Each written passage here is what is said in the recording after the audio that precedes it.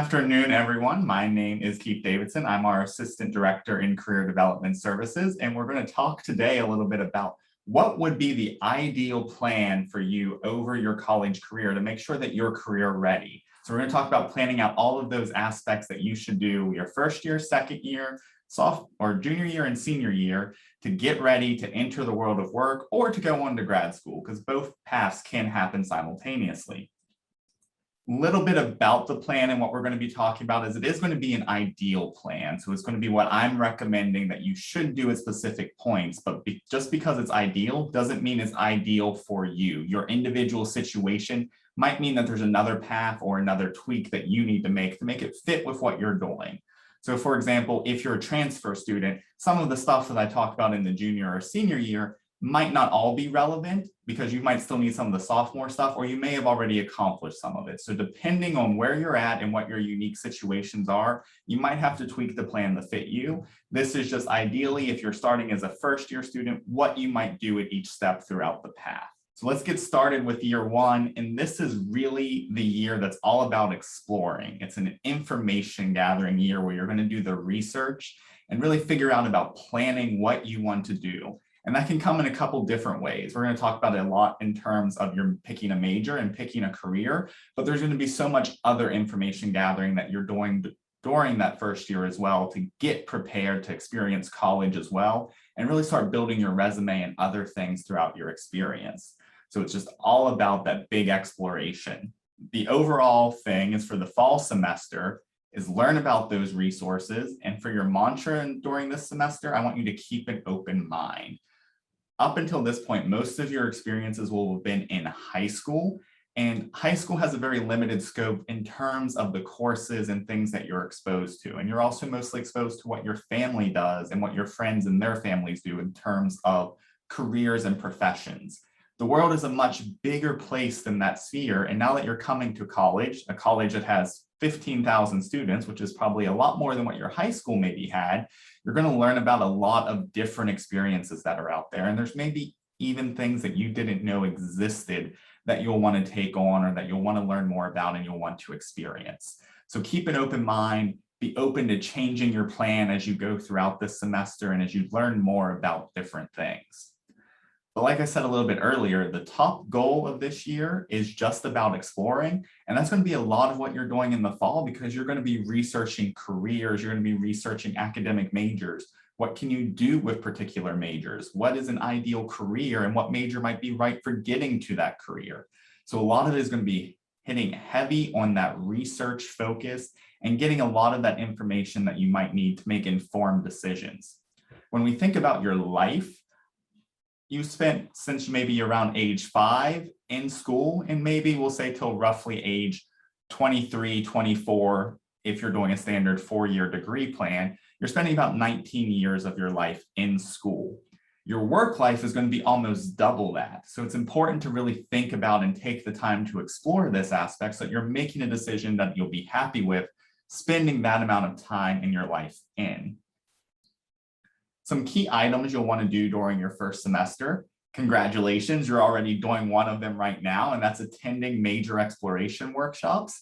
This isn't fully major exploration, but it's a step in the right foot. We talked a little bit about those aspects throughout the presentation, but you're also going to learn in this presentation that there's lots of other opportunities out there to explore your major and to explore careers.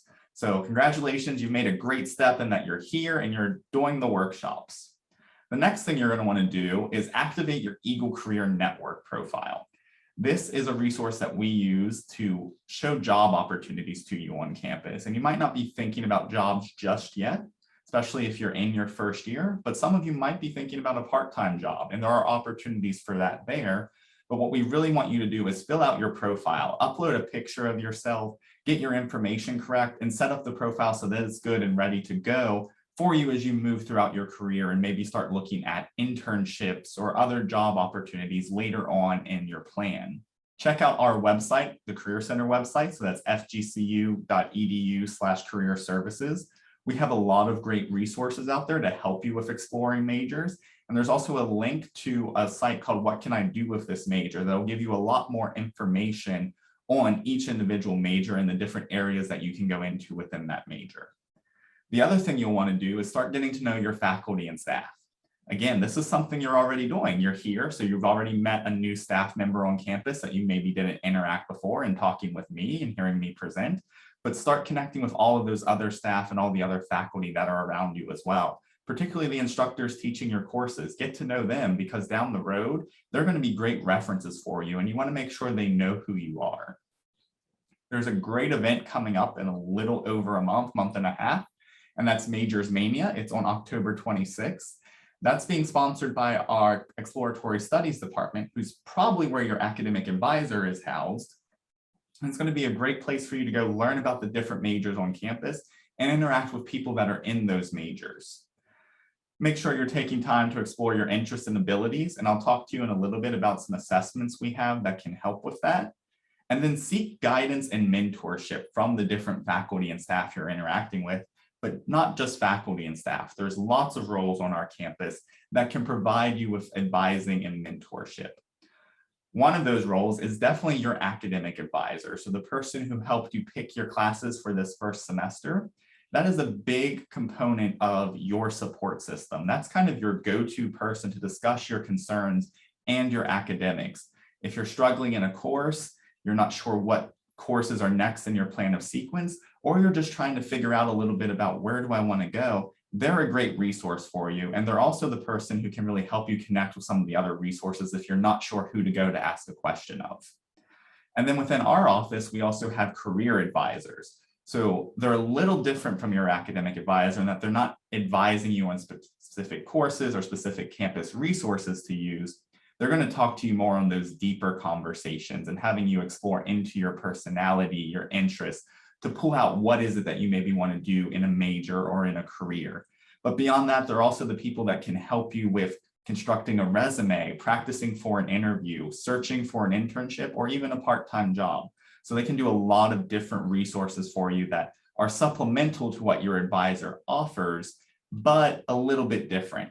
Your faculty are your key go-to people for your courses. If you're trying to learn more about your discipline or dig deeper into the information you're studying or learn more about what can you do or what are career paths specific in that major or what are some of the alumni doing, they're a go-to person for that. They know a lot of those connections and they have connections in their discipline or in their field of study that they can help make for you to help you understand a little bit more about that world.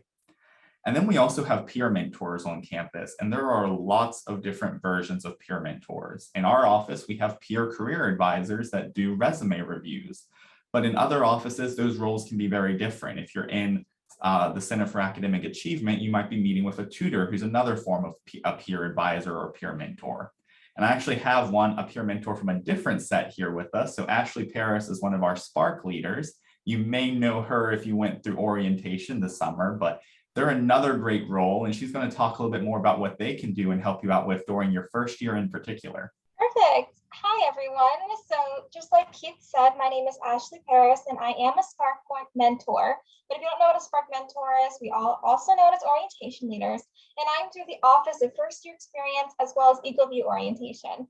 Some small things about me is that credit-wise, I am a junior here, and I'm a forensic studies major. If you just came into FGCU as a first-time in college student or even a transfer student, you have been assigned a mentor who will be your mentor throughout your whole first year here at FGCU. If you don't know who your mentor is, they are your orientation leader that was in charge of your animal group. For example, I am the mentor for all the students who are in the Owls orientation group for summer and fall 2021 admins. The goal of this mentorship is to act as a guidance, as a friend for what may seem like a scary start to college life. Coming in from a pandemic is not easy, and I understand because I did the same exact thing last year. We are here to serve as a hand in improving your college experience. Whether you're stressed about a class, do not know where to find something, or just need a friend to talk to, we are here for that. The exact definition of a Spark leader is to provide a personal link between the new student and Florida Gulf Coast University, as well as help fill the role of an FGCU representative, educator, source, advisor, mingler, and friend. We do not believe in what you may call stupid questions. So if you ever feel lost or just unsure on what to do, please make sure you reach out to your mentor because we are here for you no matter what. Great. Thanks so much for sharing that information with us, Ashley. So as you can see, there's a lot of different advisors and mentors that you can have in your first year and throughout your entire college experience. I really want to encourage you to take advantage of those relationships because these are going to be your go-to people and part of your new network that becomes your overall support throughout your time here. I mentioned earlier that our career advisors can really help you dig down into your personality and interests and to help you explore and figure out what majors and careers might be a great fit for you.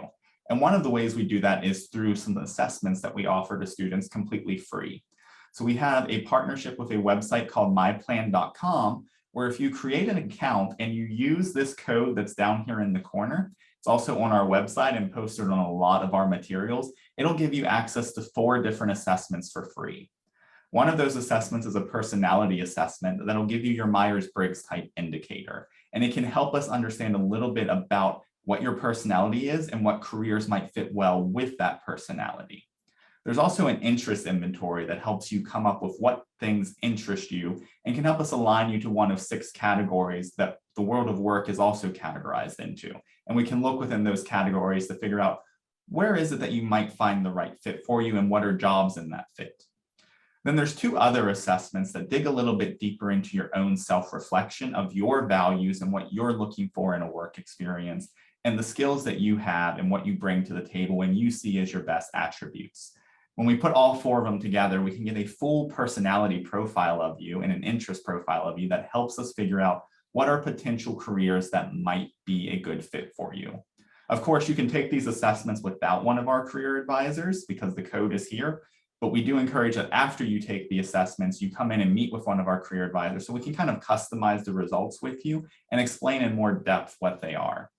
Now that you made it through your first semester, let's talk about some key tasks that you can do during your spring semester.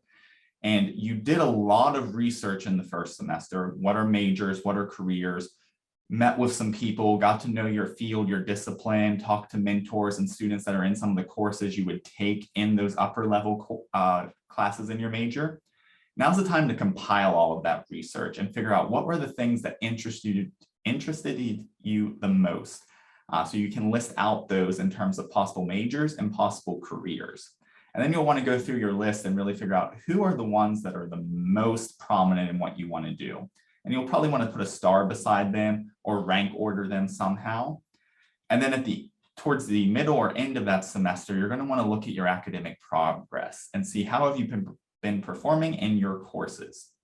So if you are looking at going into the medical profession and you're taking your chemistry and your biology classes right now, and you're like, either these don't interest me, or I'm really struggling with these courses, I'm not sure if these are the right fit for me, that's when it's a good time to think about, does all of this fit together? Am I academically performing the way I want to perform to get into the career I want as well? Or is there something else that maybe I'm performing better in? So maybe you found out that you were doing really well in your psychology course and that you were actually a little bit more passionate about it than you were those biology and chemistry courses. Well, that's where you can evaluate with the research you've done and figure out, well, what could I do with a major in psychology maybe? So it's time to compile all that information and do that self-audit of yourself to figure out where is it you're sitting. And then once you have all of that figured out, it's time to make a decision because you'll have all the information you need. I'm not saying you have to make a decision in your first year. You can certainly continue researching if some things change in your second semester and adapt the plan and pick your major later on.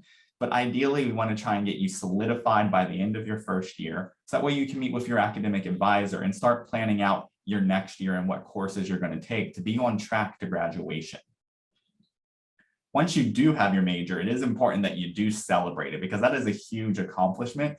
And you want to take the time to make sure that you are really congratulating yourself on what you did and what you decided, because this is going to be a path that you likely follow for a large portion of what's left of your life. So you definitely need to take the time to celebrate and appreciate all of the evidence and research that you gathered. So year 1 had a lot in it, but year 2 is all going to have a lot in it as well, but it's going to be a little bit different. And this is where you get to some of the more fun stuff because you're not just researching anymore. Now is the time to take full advantage of college and participate in all of the opportunities. Engage in everything that's around you and start exploring, networking, getting to know people. there's a ton of opportunities that you can engage with, and I'm not going to get to all of them, and I'm not going to get to go in depth in all of them. But almost anything that I talk about here, our career advisors or others on campus can talk to you more about, or we'll have other noon Zoom sessions in the future that are going to take a deep dive into some of these components, or they might be recorded out there on our YouTube channel already.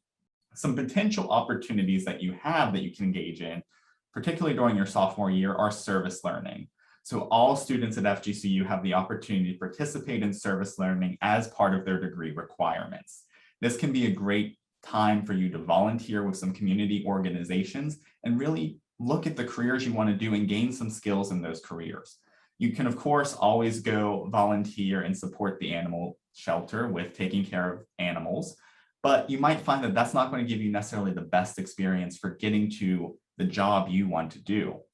But if you want to do something that's maybe marketing or social media related, volunteering for a community organization or nonprofit that really lets you develop a social media campaign to announce their new initiative or draw awareness, that's going to be a great skill to test out and see, do I like working in this industry, while also making progress towards your degree by completing some of those service learning hours.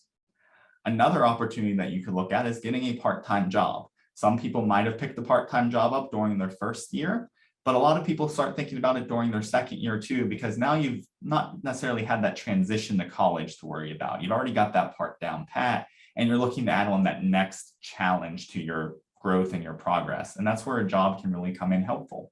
There's lots of jobs on campus, and there's lots of jobs in the surrounding area that you can look at, but it's a great area for you to work in and gain some of those transferable skills that employers are looking for, and things that we'll be talking about a little bit later on in the presentation.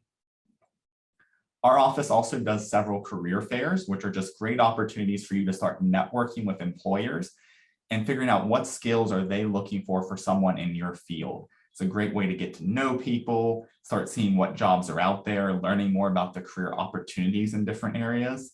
And going back to that keep an open mind aspect of your first year, you might want to keep that open mind still in your second year, because you might be like, okay, I want to do this job in accounting, but then you meet with someone who actually works in accounting and they talk about all the different areas. You might find a new job in that field that you really want to look into that might be more of a passion for you. Going along with that, if you're trying to understand more about what the day-to-day of someone in a particular job or a particular field is, that's when you want to consider informational interviewing, which is basically where you find someone, maybe working at an industry, maybe it's one of your professors, and you ask them if you can meet with them to just talk about their career progression and what they do day to day in their job. It's a great chance to get to know all of that information and help you make informed decisions about, is this something I want to do, or do I want to maybe adjust my plan a little bit here as I'm looking at what careers I want to move forward on. And then, of course, another way you can build skills and really get yourself out there more is to take on student organizations. Hopefully you joined some of these in your first year of college, but if you didn't, I'd really encourage it during your second year.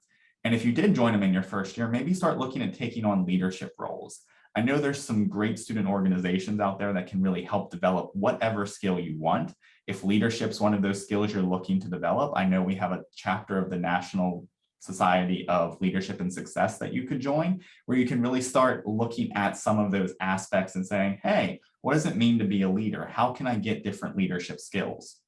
Of course, there's also social organizations you can join that center around a more particular theme, or fraternities and sororities as well that have both that professional and social aspect mixed into their development. Lots of opportunities, and you should definitely take advantage of them. Now, some of the items that are kind of to-dos in your sophomore year or your second year, the ones on the left-hand side here are the ones I would say are definites that everyone should engage in during their second year. And that's meeting with a career advisor to start thinking about putting together that first resume. Some of you may have created it in your first year, but likely a lot of people didn't get that far yet. So in your second year is when you want to really draft that first resume and have it ready to go and be editing it over your coming years. And after you've started drafting it, meeting with a career advisor to either get the advice on how to tweak it or to get you past that point of being stuck and figuring out what to put on it can be really helpful. You also probably want to set up a LinkedIn profile so that you can start building a professional online presence. And again, a career advisor can help with that as well. If you don't know what an elevator pitch is, it'll be a good opportunity for you to learn how to sell yourself. And again, career advisors are your go-to resource for developing those as well. But essentially what you're going to be looking at is coming up with a 30-second statement that introduces you, what your hopes, dreams, and goals are that you would give to someone that maybe will be your future employer. And then just like you're doing now, you'll want to continue attending our career events and workshops. So we do these noon Zooms almost every Friday of the semester, and you'll want to continue going to those to learn more about professional development topics that can help you grow and build different key skills. And of course, just like with attending career fairs, you're going to want to continue to network with different employers and alumni to start getting your name out there to individuals. Again, this list is the definites I would say you should do. The others are kind of optional depending on what your goals are. So if you're thinking about studying abroad, during your second year is really the time to start researching heavily into that process and what does that look like, applying for any scholarships that might be necessary, getting any visas or work permits that you might need, so that way you can really complete that opportunity, whether it's the second half of your sophomore year, over the summer, or in your junior year. If you're doing really well in your classes, you have really strong grades, and you're just a competitive academic, you might want to check in with our Office of Competitive Fellowships to see if you would be a good candidate for something like a Fulbright Award or a National Science Foundation Award that'll let you get either some research experience or other great opportunities to engage with the community, the international community, or specific areas such as science research. You can also start looking if you're thinking, okay, I want to go to med school, I want to go on for a master's degree or even a doctoral degree, thinking about what graduate school you maybe want to attend, or do you want to attend graduate school? So begin researching those opportunities if that's in your career path or something that you see as an interest. You can also start learning about internships. Some of your majors are going to require an internship, in which case you should definitely start learning about them. Other majors might not require one, but you should still inquire about what opportunities might exist for you. If you're in a field such as education and want to go on to be a teacher, or if you're a writer or designer, you might want to start collecting samples of the work that you're producing to create a professional portfolio. If you're collecting everything now and going through the process while you go throughout your college career, it'll be a little easier when it comes time to have it at the end of your career to present to employers or for final projects or anything you might need it for. And then really start thinking about how you're going to take advantage of your summers and create a plan to really build skills, gain experience for the upcoming summer, and what you might want to do, whether it's an internship, it might be another part-time job, it might be volunteering. There's any number of ways that or things that you could put into that plan. Okay, you made it through year 2, and now we're going into year 3, which is really all about experience. And it's going to be where you focus on building your skills and applying classroom learning. Skills are the key to everything. That is what employers are looking for at the end of the day. Some of them are going to care for sure what your particular major was, but a lot of times your major and what you studied isn't necessarily the deciding factor on whether you get a job or not at the end. It's really about what skills did you develop in that major, what skills did you develop in your college experience, and what skills did you develop or practice in the experiential opportunities you took advantage of, whether it was service learning, an internship, or a job.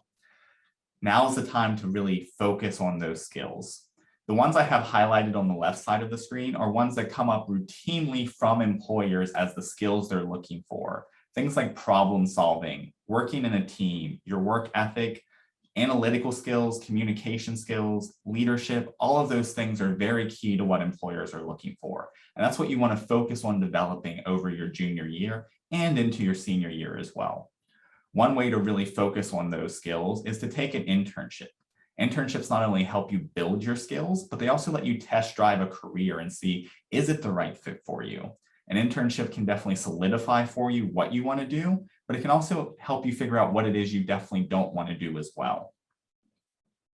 Networking is another one of those great things to do, and you can do this in a lot of different ways. And we've talked about several opportunities already, but one you might be thinking about by the time you're a junior is joining a professional organization or attending a conference in your discipline, where you can really meet people on a global scale that work in your field or work in your discipline.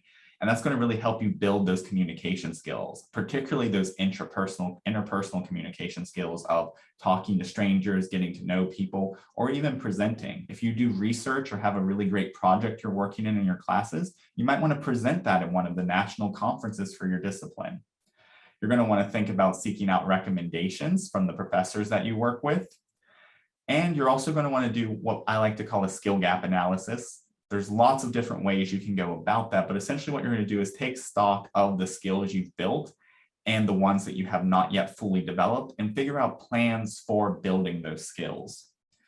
And there's an organization we work with called the National Association of Colleges and Employers that's made this process a little bit easier because they've created 8 competencies that they think you should really focus on developing.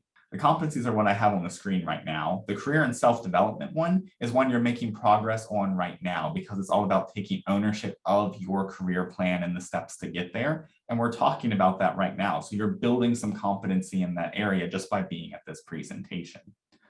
Leadership, communication, professionalism, critical thinking, teamwork, equity and inclusion, and technology round out the rest of them.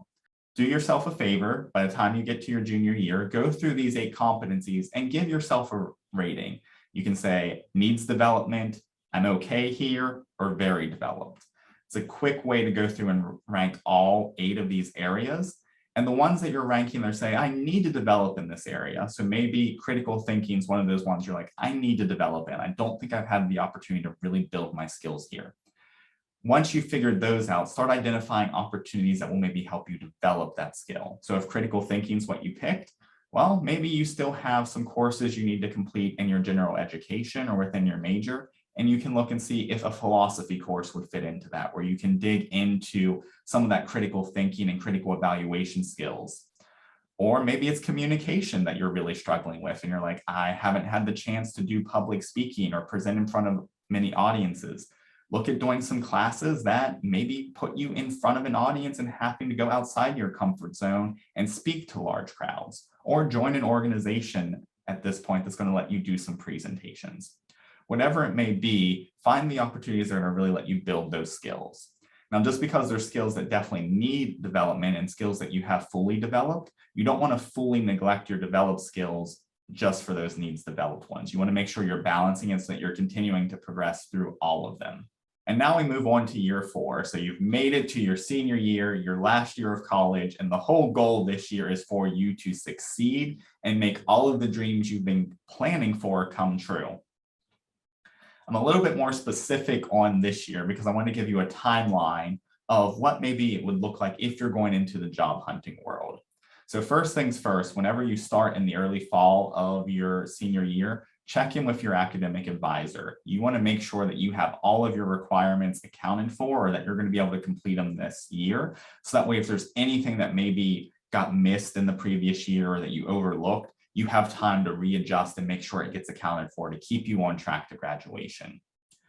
As you start moving deeper into the fall, you're going to want to get all of your career documents updated. So your resume, your cover letter, your LinkedIn profile, get all of those things written, get them drafted up and ready to go. Meet with career advisors, attend career fairs, all of those things that are going to help you network and get your name out there and getting those documents ready. Because once we start getting into the spring semester, that's when you're really going to amp up your job search. So ideally, once the fall semester ends, you're on break, that's when you're going to want to take some time to start exploring what jobs are out there, because you're getting ready to go into that world. So start getting familiar with companies you maybe want to target and look at, job boards that you're going to search for, especially if there's specific ones in your discipline.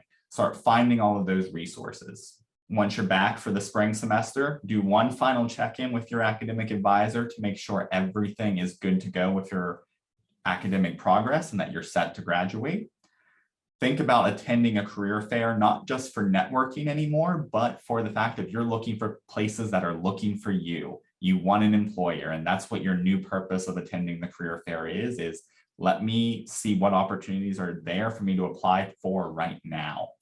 After you've started applying places, you're going to start getting calls about interviews. And as those come in, you might want to come back to a career advisor and do a mock interview to get some feedback from them on how you can improve and really sell your story to potential employers. And then as you're wrapping up your final semester, you're going to want to start conducting your actual job interviews, traveling and visiting their companies and getting to know them. Of course, you'll want to complete your grad survey. That's one of your final graduation requirements. And then as those offers start coming in, it's going to be time to negotiate those offers and get the best value out of the offer that you can and the best experience you can get. So yeah, you made it through and you have a job. There is one other route I want to talk about real quick though, and that's just if you want to go into graduate school. Again, we'll have a presentation later on that goes more in depth with this. But if you're looking at graduate school over going straight into the workforce, the impetus is going to be mostly on your fall semester. You're going to want to make sure that even over the summer before your senior year, you're taking standardized exams that might be required for whatever program you're going into. You're going to want to start requesting letters of recommendation, preparing all of your application materials, and then submitting those applications probably late November, early December for many. There might be some that extend into January and February, depending on what type of program you're going into. But most of it's going to all occur in that fall planning. And then the spring semester, that's where you might start attending and visiting some of the campuses that accept you or that you're thinking about going to. But congratulations, if you followed all of this, then you're going to graduate with your ideal career plan. Make the modifications that are right for you to make sure you stay on time. If you're not in a traditional four-year plan, you can certainly stretch any of these things out. But the overall goal is that we want to get you to having the career of your dreams.